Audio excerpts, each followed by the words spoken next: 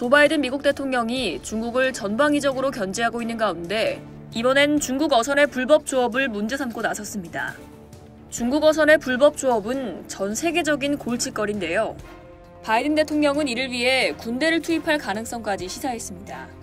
2일 백악관 발언록에 따르면 바이든 대통령은 지난 1일 미 최초 여성 사령관인 린다 페이건 해안경비대 사령관 취임식 연설에서 문자 그대로 어장의 모든 것을 먹어치우고 모든 것을 남획하는 국가가 있다며 우리는 USCG와 해군, 군대를 동원해 개입해야 한다고 결정했다고 말했습니다.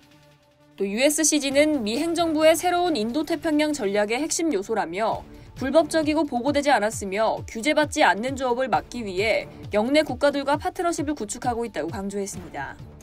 바이든 대통령은 중국을 직접 명시하진 않았지만 저신다 아던 뉴질랜드 총리와 회담한 사실을 언급하면서 이 같은 발언을 했습니다.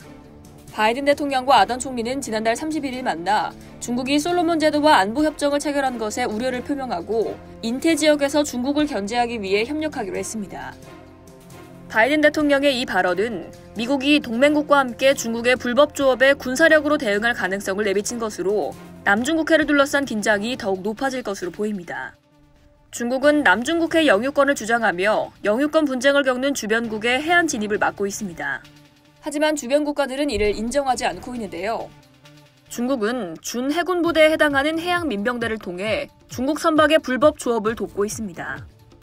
이에 지난달 24일 일본 도쿄 총리 관저에서 열린 미국, 일본, 호주, 인도 등 쿼드 4개국 정상회의에서 쿼드 정상들은 인도태평양의 불법 조업 차단, 이동통신기술 민관협의체 개설 등에 합의했습니다.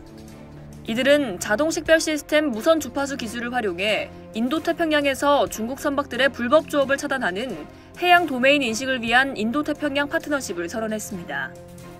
중국 어선은 우리나라 서해뿐만 아니라 멀리는 인도양, 아프리카 연안까지 불법 조업을 이어가고 있는데요. 이에 각국은 강경 대응에 나선 상태입니다. 지난 2016년 인도네시아 해군은 남중국해에서 불법 어로 행위를 이어가던 외국 어선 71척을 침몰시켰습니다. 2018년에는 120척을 침몰시키기도 했습니다. 필리핀 역시 2014년 남중국해 분쟁 도서에서 불법 조업을 이어가던 중국 어민 11명을 체포했습니다. 중국 불법 어선에 대한 추정치는 1,600에서 3,400척 사이인데요. ODI 연구는 이 수치보다 5배에서 8배 높은 것으로 예상하고 있습니다. 실제로 ODI가 선박 기록 등의 자료를 분석한 결과 중국 영해 밖에서 활동하는 중국 어선은 17,000척인 것으로 추산됩니다. 이상 여도TV였습니다.